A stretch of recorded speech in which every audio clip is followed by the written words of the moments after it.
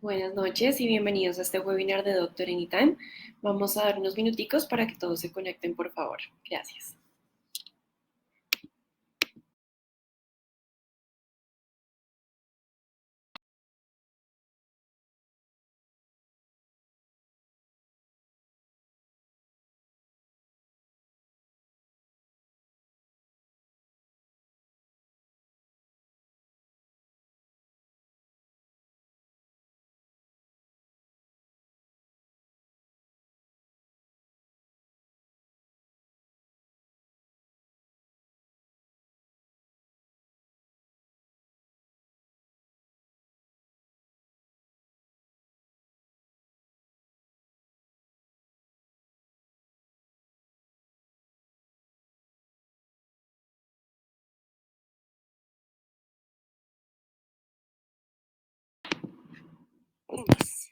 Buenas noches y bienvenidos a los que se van uniendo a este webinar.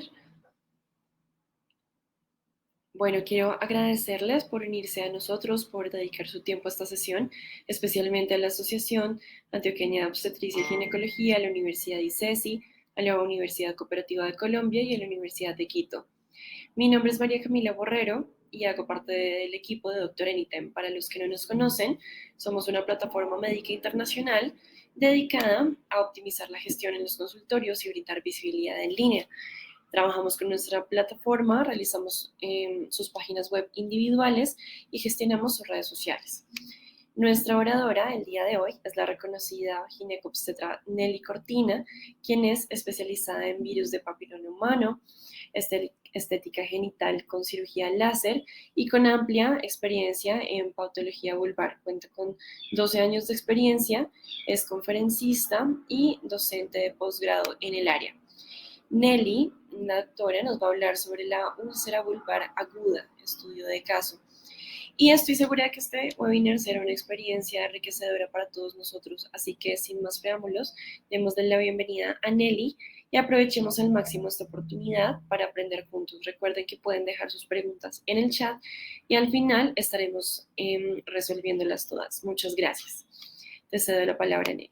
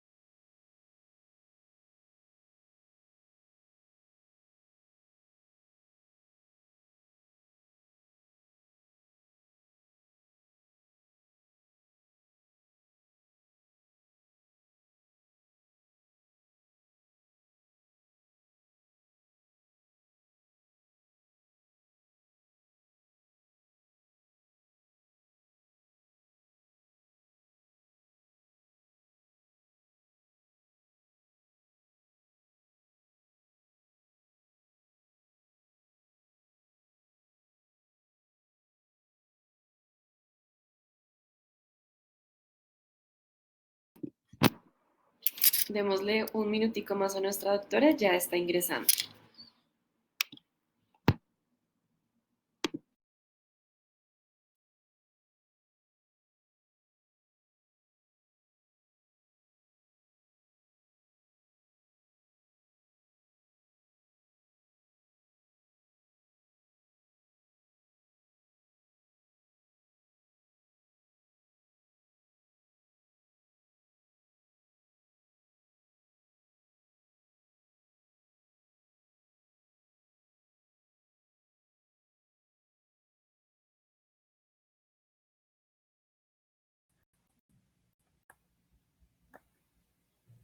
Hola, hola.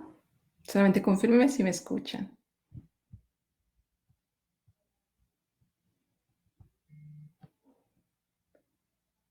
Correcto. Bueno, pues muchas gracias por la presentación. Quiero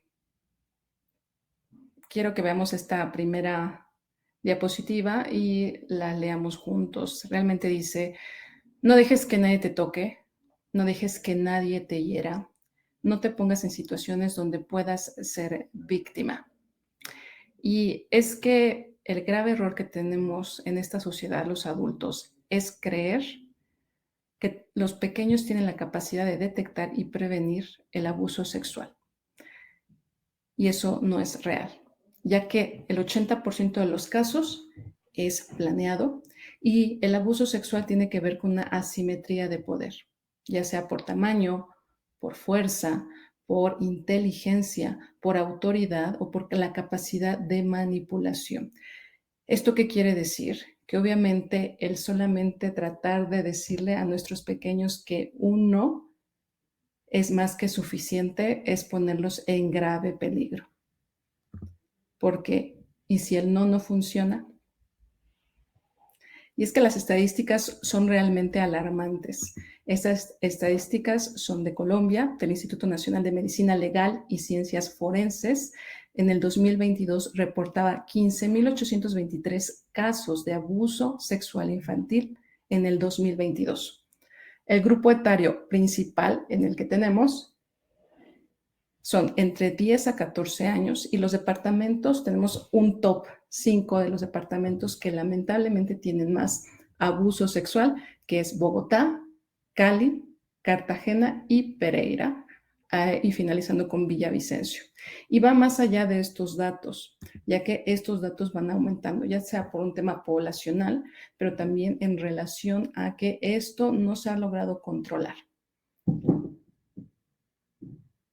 También la fuente es mi alianza de la infancia colombiana. Nos reporta que en 2015 se reportaban diario 53 casos de niños, niñas y adolescentes víctimas de violencia sexual y que ha aumentado con el tiempo, porque para 2019 hay 61 casos que estamos observando actualmente, lo cual habla que es un problema grave. Estas estadísticas son muy parecidas en toda Latinoamérica. Y aquí radica la importancia, doctores, la importancia de poder hacer una evaluación correcta de cualquier paciente que llegue a nuestra consulta por úlcera vulvar, ya que hay alta probabilidad de que esta pequeña esté sufriendo en silencio y que se encuentre con una barrera invisible de no tener nosotros las herramientas suficientes para poder detectar el abuso sexual. Quiero que en esta charla juguemos un poco acerca de lo que sería tener una paciente que nos llega a nosotros como ginecos, también les llega a los pediatras, también les llega a los médicos generales. En primera instancia, somos su primer contacto. Por lo tanto, esperan respuestas de nosotros. Así es que juguemos un poquito con esta cuestión. Imaginemos que llega a nuestra consulta esta paciente. Es una pequeñita de 9 años que no tiene aparentemente datos de importancia. Obviamente nosotros que nos dedicamos a temas de vulva, obviamente hacemos un interrogatorio todavía más completo, donde descubrimos que hay un cuadro de aftosis oral recurrente desde los 6 años. No ha iniciado menstruación, aparentemente no ha iniciado vida sexual, y es que eso lo pongo entre comillas porque esto es un dato que deberíamos incluso aprender también a determinar qué es el inicio de la vida sexual. Fiebre de 72 horas de evolución de 39 grados centígrados, axilar, dolor abdominal difuso, disuria y también dolor al nivel genital. Aparentemente no hay datos, ni su mamá ni ella refiere que haya padecido algún tipo de trauma, y lo único que han hecho es administrar ibuprofeno oral y crema para rosaduras. Al examen físico vemos un estadio Tanner 2 con presencia a nivel oral de aftas pequeñas, y a nivel genital vemos un edema de labios externos con lesiones ulceradas, induradas, asimétricas sobre las caras internas de 2 centímetros de un lado y de 1 centímetro. Con un exudado blanquecino de 1 a 2 centímetros, y un dato importante, el himen está conservado. Con esta información, doctores, que es lo primero que a veces nosotros determinamos en nuestra historia clínica, en la forma en la que vemos a nuestros pacientes, empezamos obviamente a crear diagnósticos. Y aquí les voy a presentar 4 posibilidades con las que vamos a jugar en el tema diagnóstico. De estas posibilidades, ¿cuál sería para ustedes el primer diagnóstico presuntivo? Entendiendo, obviamente, que lo estoy encapsulando en estas 4 opciones.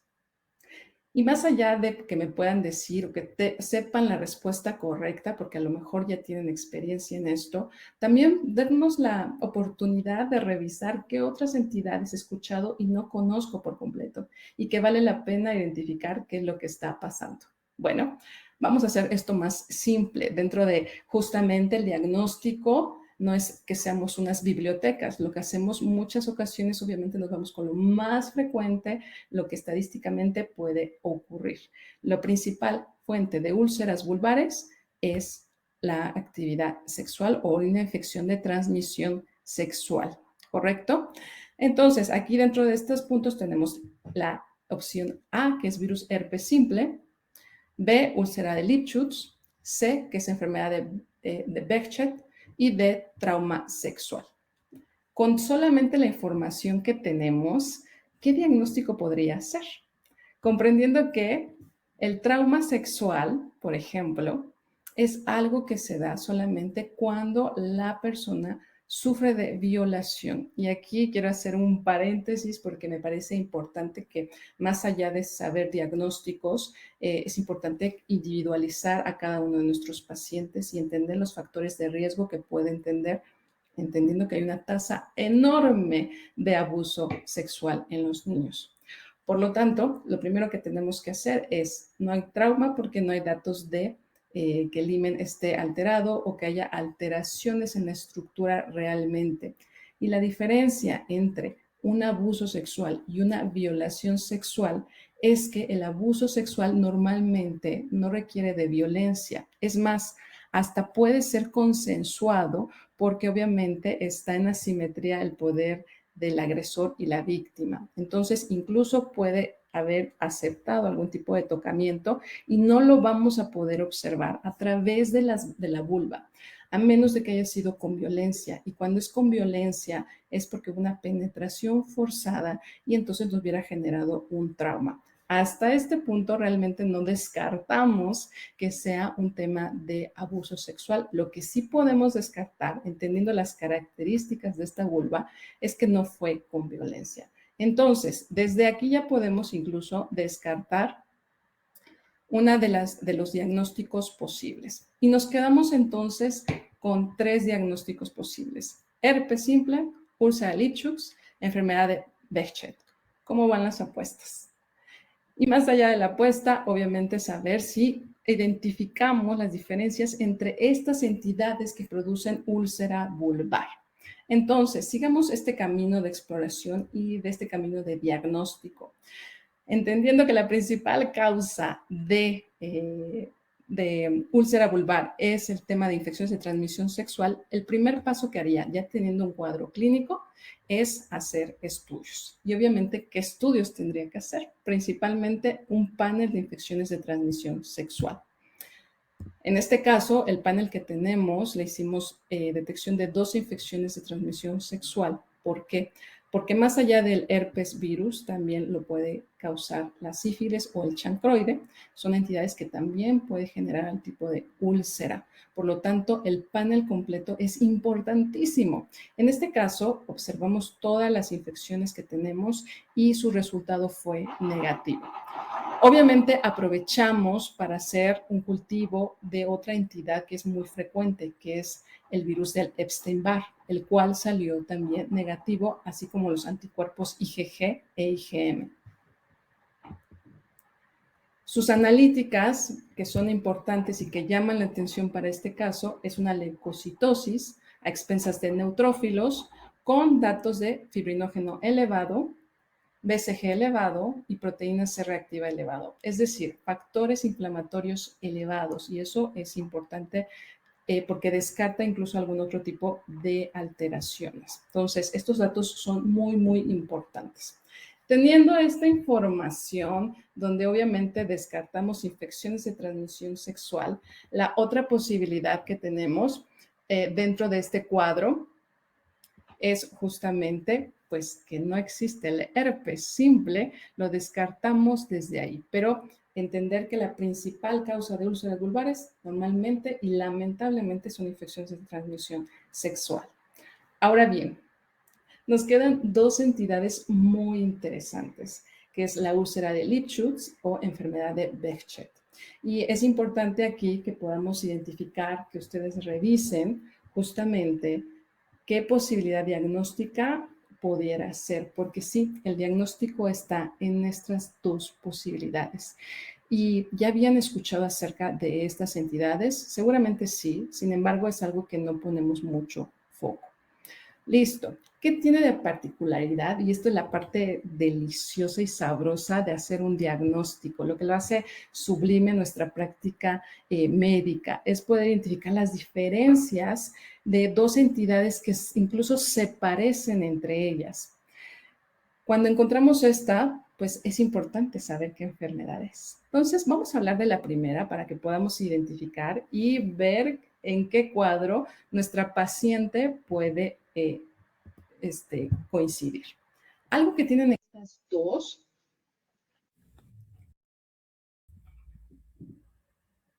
perdón, algo que tienen en común estas dos alteraciones es que normalmente se trata de mujeres jóvenes o adolescentes, incluso niñas, que niegan inicio de vida sexual, entendiendo inicio de vida sexual, coito, o algún tipo de conducta de riesgo en las cuales no surge una valoración clínica de sospecha de probable abuso sexual.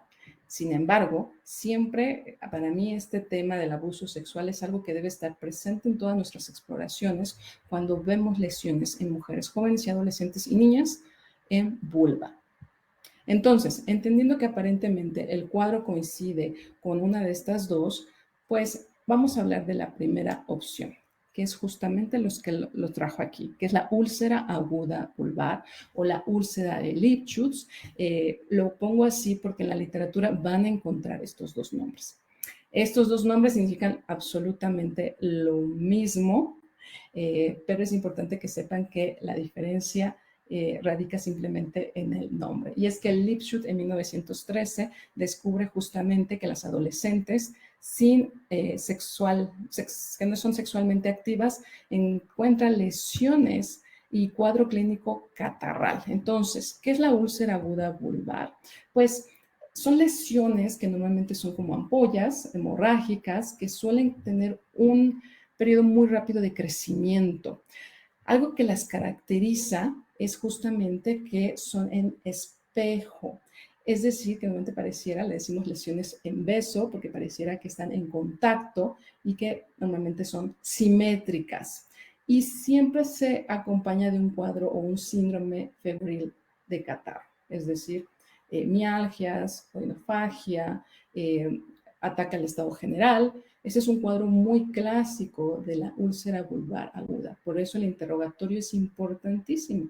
Algo que nos mencionaba nuestro caso era que ella tenía un poquito de dolor abdominal, pero no refería un cuadro más que cuadro febril y un cuadro de síndrome catarral. Veamos qué sigue entonces. Cuando hablamos de la úlcera vulvar aguda, tenemos que entender cuál es el origen. ¿Cuál es la causa? Y estas entidades realmente son complejas porque no hay una entidad específica que las genere. Tenemos como dos teorías, una teoría que es la prima infección por virus de Epstein-Barr, por citomegalovirus y la fiebre paratifoidea. La otra teoría es que normalmente en los vasos sanguíneos se depositan complejos inmunes que generan una inflamación perivascular que genera algunos microtrombos, los cuales alteran los capilares de ciertas áreas, esencialmente el área vulvar. Cuando hablemos de una necrosis, bueno, ahí está disminución del calibre, pues obviamente hay una necrosis y una generación de una úlcera. Sinceramente, la mayoría de estas son de origen idiopático, o sea, simplemente no sabemos cuál es la causa. El 70% lo comentamos y va a ser complicado entender cuál es el origen. Tiene ciertas características, hay dos formas de aparición, que es la más común, es la gangrenosa, donde se observan de verdad lesiones muy profundas que cuando curan dejan cicatriz. Eso es uno de los datos importantes de la úlcera vulvar aguda, que incluso ustedes cuando escuchen a una paciente que tuvieron algún tipo de úlcera y al momento de su exploración, después de cierto tiempo, van a encontrar la cicatriz todavía de esas úlceras, lo cual desde ahí nos da un panorama de que se trata de una úlcera vulvar aguda. Y la miliar, bueno, entendiendo que miliar es de estas semillitas pequeñitas, pues obviamente son lesiones más superficiales, como la que vemos en la imagen, y que se asocia a una sintomatología, perdón, que no se asocia a una sintomatología sistémica, es decir, pueden aparecer lesiones pequeñitas, pero sin un cuadro incluso tan intenso, febril y sin ningún otro malestar en general. Entonces, esas son diferencias sutiles que la verdad hace más complejo el diagnóstico. Aquí les voy a dar tips, obviamente, de cómo podemos hacer este diagnóstico. En primer lugar, esto tiene que pasar. Los criterios positivos sí o sí tienen que pasar. Son normalmente úlceras grandes, profundas, necrotizantes, muy dolorosas, de aparición brusca. Es decir, de la noche a la mañana apareció sin ningún otra cuestión desencadenante o cuestión desencadenante aparente. Normalmente son en niñas, adolescentes o mujeres jóvenes y normalmente tiene que estar, o sea, sin actividad sexual y en el caso de mujeres jóvenes, por lo menos que no haya tenido 6 meses de algún tipo de actividad sexual. Normalmente tiene que tener fiebre y normalmente tiene que ver con un cuadro catarral, es lo que habíamos comentado desde un inicio. Los criterios negativos, o sea, para que sí sea, estos tienen que ser positivos, pero entonces estos otros tienen que ser negativos.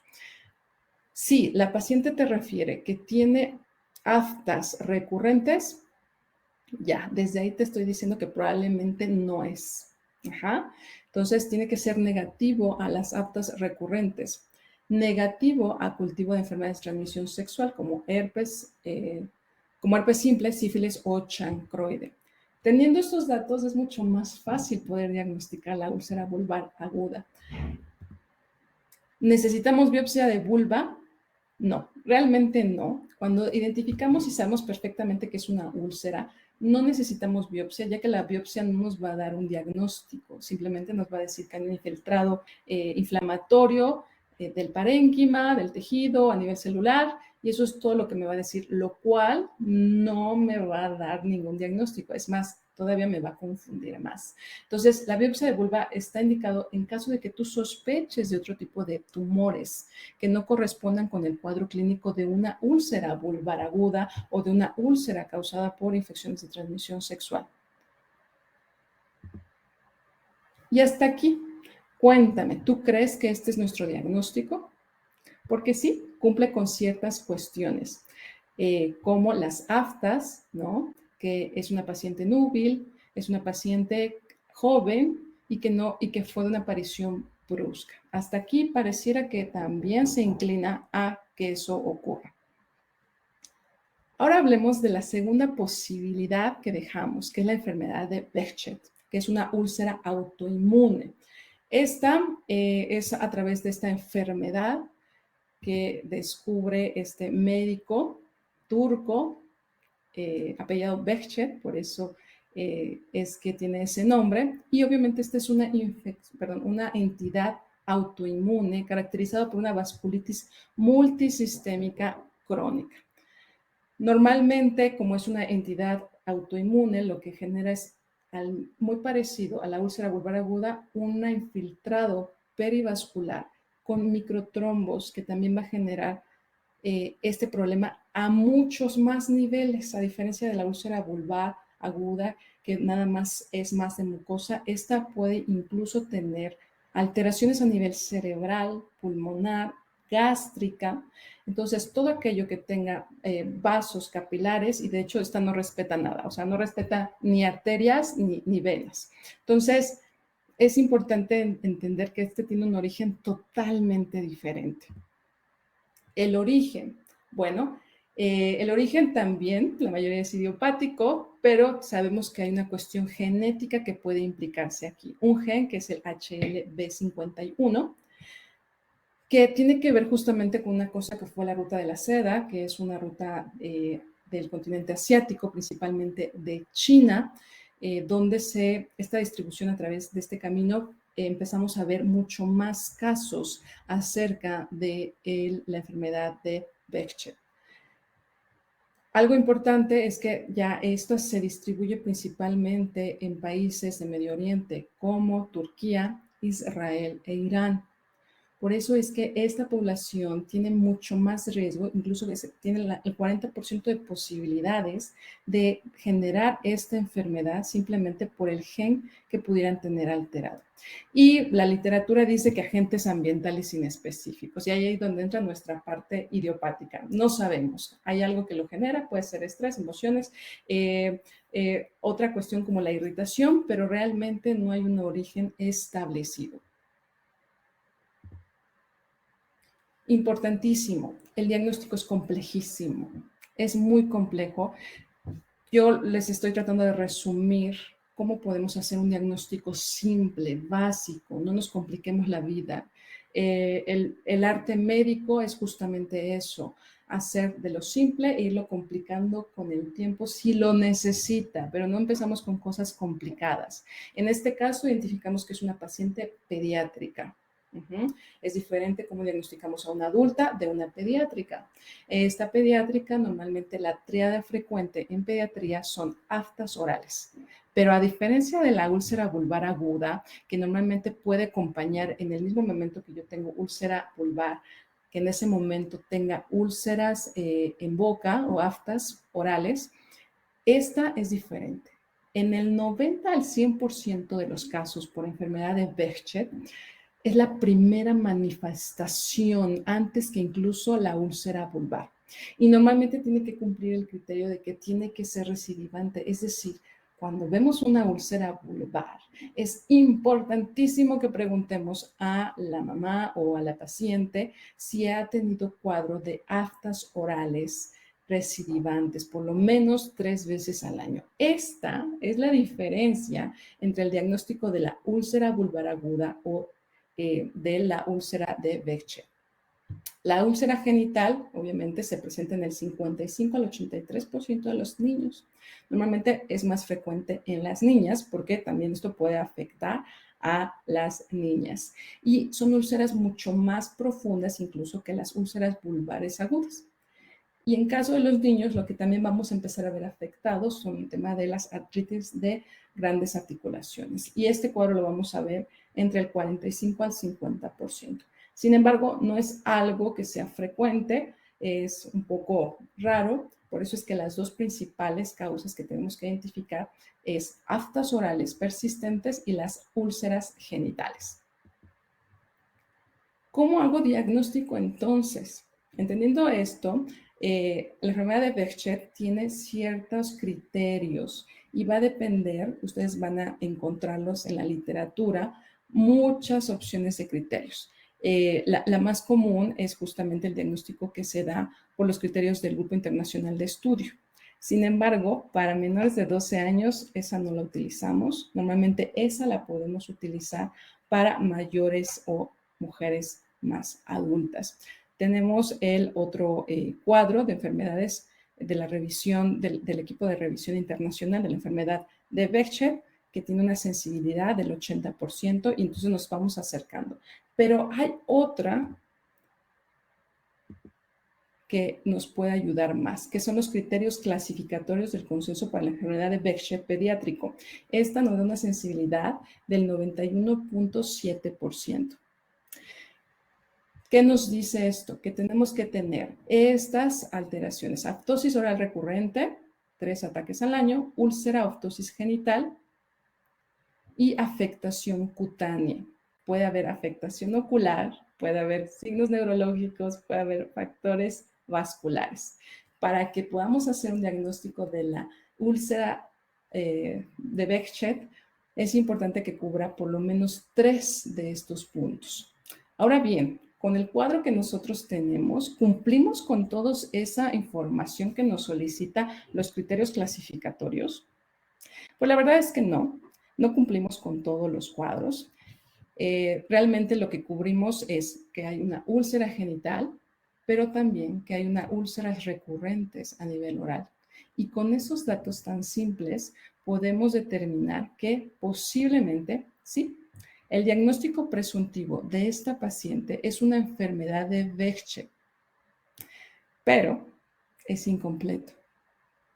¿Por qué es incompleto? Porque, doctores, nosotros no podemos saberlo todo. Nosotros somos incluso la primera parada que probablemente tenga esta paciente. Y como todo, y como actualmente todo lo debemos de manejar, no se puede quedar solamente conmigo. Cuando yo tengo este diagnóstico presuntivo de una enfermedad de Behçet, siempre va a ser incompleto.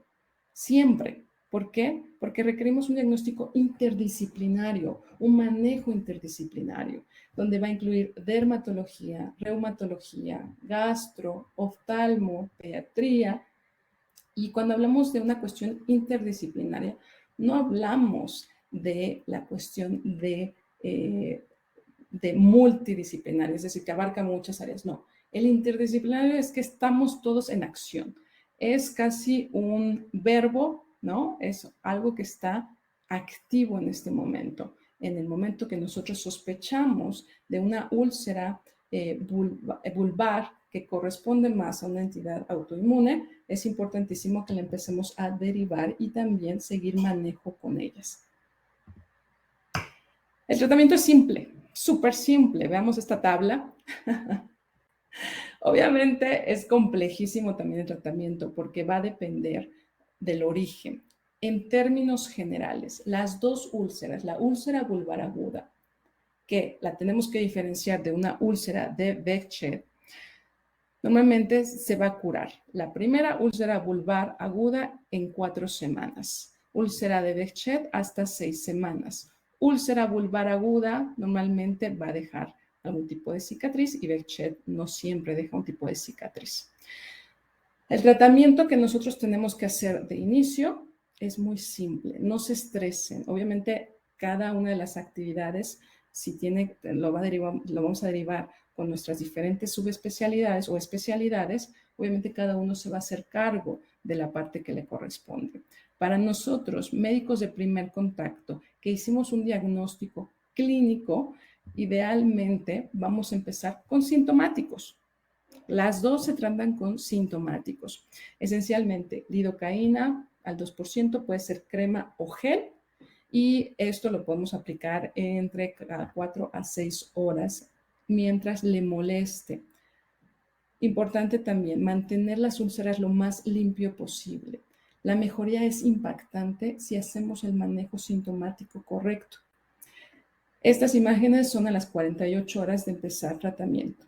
Tratamiento a través de corticoides, de preferencia locales, como el clobetasol al 0.05%. Lo aplicamos 2 veces por día, de 2 a 4 semanas máximo. Y podemos valorar incluso si es necesario algún tipo de corticoide oral. Si es así, bueno, podemos hacer esta unión y el uso de los analgésicos. En casos persistentes, aparte de lo que estamos revisando, hemos visto que funciona bastante bien la colchicina. Y es por eso que también necesitamos apoyo de pediatría, porque no necesariamente no sabemos las dosis para nuestros pacientes menores de 12 años, una paciente de 6 años, por ejemplo, ¿no? Entonces, aquí dejo las dosis iniciales, que son cada 24 horas. Se puede llevar entre 2 hasta 4 semanas, independientemente del origen de estas úlceras. Realmente aquí coinciden ambas. El tema es cuáles son las secuelas que pudiera generar una de la otra. Y sí, la verdad es que es difícil poder detectar o poder diagnosticar una úlcera vulvar, entendiendo que primero se clasifica como úlcera vulvar y de ahí la vamos a clasificar si es de brusco aparición, determinamos que es una úlcera aguda de reciente aparición. Y como no conocemos tanto de las enfermedades de vulva, realmente es infradiagnosticado por su baja incidencia y por lo difícil de su diagnóstico, ya que su diagnóstico de cualquiera de las úlceras vulvares es la clínica, es clínica y la exclusión diagnóstica, lo cual lo hace más complejo, ya que, bueno, pareciera que es muy fácil, no necesitamos hacer incluso tantos estudios ni tantas pruebas, más que las lógicas. Sin embargo, tenemos a la mano todos estos diagnósticos que pudieran generar úlceras vulvares en general. Por eso la clínica es importantísimo. No solamente ver vulva, ver si hay lesiones en piel, ver si hay lesiones en otras mucosas, que nos va a poder orientar a un diagnóstico mucho más correcto donde podamos referir a nuestra paciente. Entonces, un algoritmo rápido, simple, es que todas las úlceras genitales agudas, primero hay que descartar infecciones de transmisión sexual a través de cultivos o PCR. Inicialmente, si no pueden contar con todo el panel viral, por lo menos de herpes. Si sale positivo, listo, no es una úlcera aguda vulvar, es una úlcera genital aguda infecciosa. Si se asocia a otros síntomas, como afectaciones articulares, dermatológicas, oculares o gastrointestinales, obviamente lo tenemos que mandar con especialistas.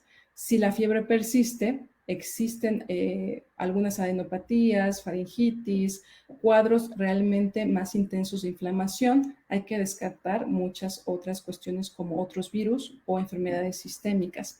Y bueno, siempre va a existir una posibilidad que no encontremos absolutamente ninguna causa y esa causa se queda como úlcera vulvar idiopática.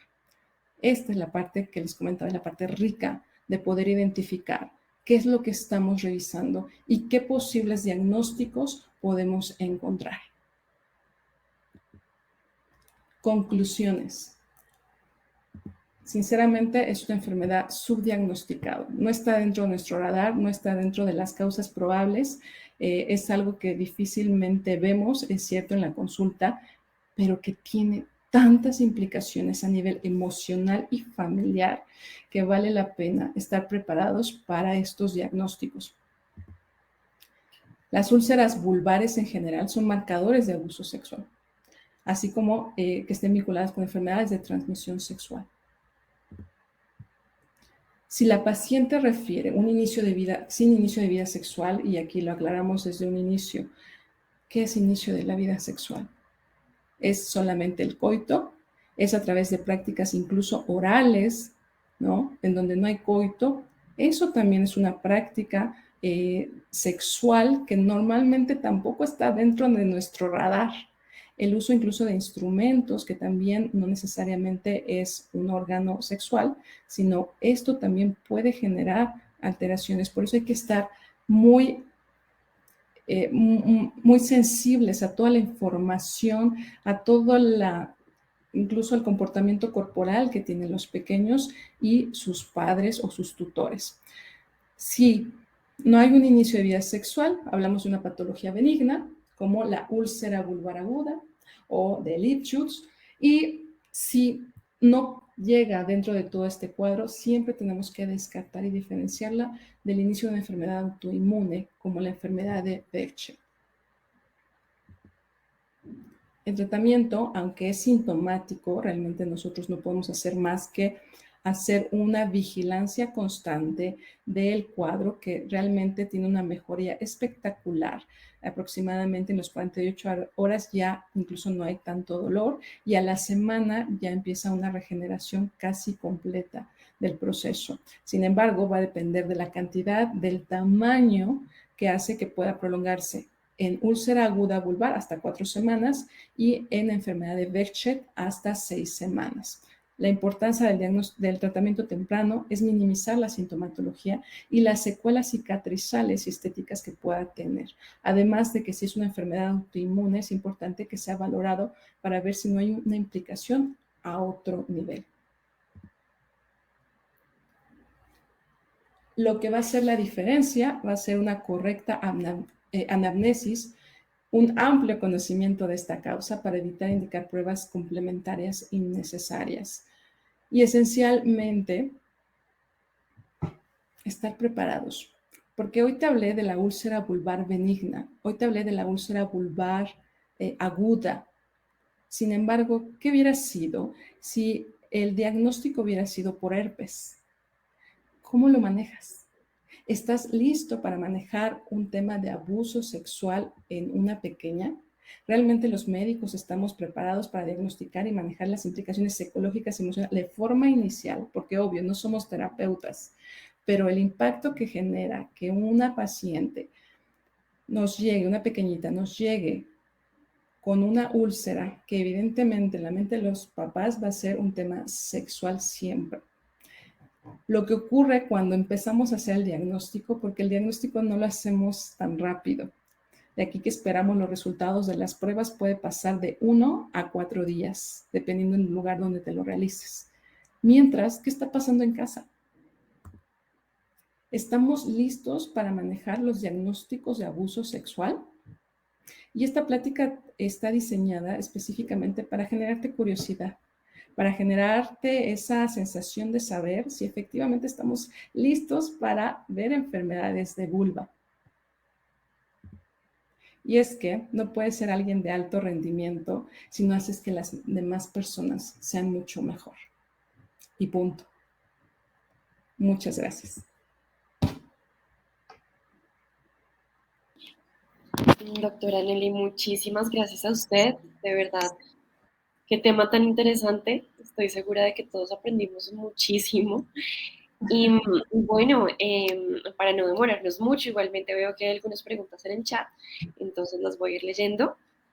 Claro. Em, Gracias. Entonces, ¿cuáles son las complicaciones potenciales asociadas con las úlceras vulvares agudas? Esencialmente, uno es el estigma que se tiene. Dos, que obviamente habla de que hay una infiltración o una inflamación severa y hay que descubrir si no es un tema autoinmune, que sí tiene secuelas mucho más grandes. La úlcera vulvar aguda es una entidad, como vimos, infradiagnosticado. Entonces es importante darle su tiempo, su detalle, para descartar que sea una infección de transmisión sexual. Entonces, esencialmente es un tema más emocional por la referencia sexual que tiene en las pequeñitas, por ejemplo, en este caso. Obviamente me fui con el caso de pequeñas, pero esto también le puede pasar a mujeres jóvenes y es algo que me pasa muy frecuentemente. Las pacientes vienen y me dicen, es que yo tengo úlcera, una úlcera, no sé por qué, y vienen con un llanto impresionante porque no saben de dónde salió esa úlcera y porque evidentemente tiene una implicación sexual para ellas. Incluso genera problemas a nivel de pareja como no tienen idea. Entonces, realmente las implicaciones son benignas, más que las mismas que tenemos en oral, que simplemente nos van a dar lata, nos van a doler, nos van a molestar, nos van a hacer un poco más complicada la vida, pero no hay más en el tema de la úlcera vulvar aguda. Ok, muchas gracias.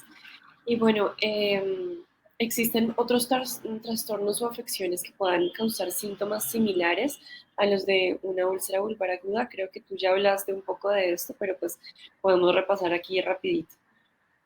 Sí, mira, esencialmente los dos diagnósticos que tenemos como referente que son más comunes, uno, la úlcera vulvar en general es un poco difícil de detectar o tiene una cuestión rara, no nos llegan tantas enfermedades por ello, ¿no? A menos de que te dediques totalmente a enfermedades de vulva, pues lo ves todo el tiempo, pero si no eres un lugar de referencia, va a ser raro que lo encuentres.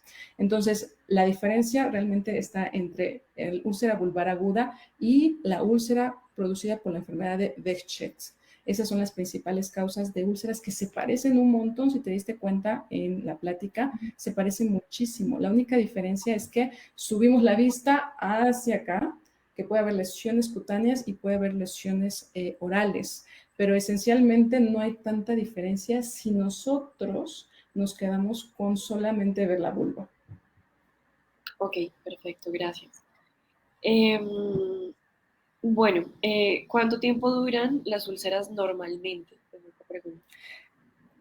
Sí, lo comentamos también, las úlceras normalmente va a depender del tamaño, por eso la importancia del tratamiento lo más pronto posible, pero si las encontramos en una etapa ya mucho más grande, pues tardarse en tener una resolución entre 4 semanas, la úlcera vulvar aguda, la úlcera por enfermedad de Behçet hasta 6 semanas.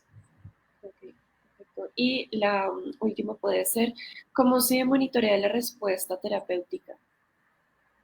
Sinceramente, aquí es muy importante la comunicación con la familia. O sea, yo a mis pacientes las tengo casi cada 24 horas monitorizadas, es decir, necesito que tú me avises cómo se ha sentido el día de hoy, ya sea que le diga, tú avísame a tal hora cómo va. Pero realmente cuando hay este acercamiento tan íntimo con el caso, las pacientes también se sienten muy a gusto, se sienten muy tranquilas porque hay un seguimiento.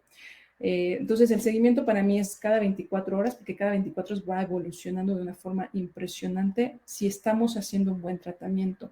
Y también, como es una cuestión sintomática, si tú ves que tu tratamiento no es suficiente, el hecho de que lo estés monitorizando tan frecuentemente te va a permitir que si ya sale de tus manos, de forma inmediata mandarla a la especialidad que requerimos adicionales para su valoración.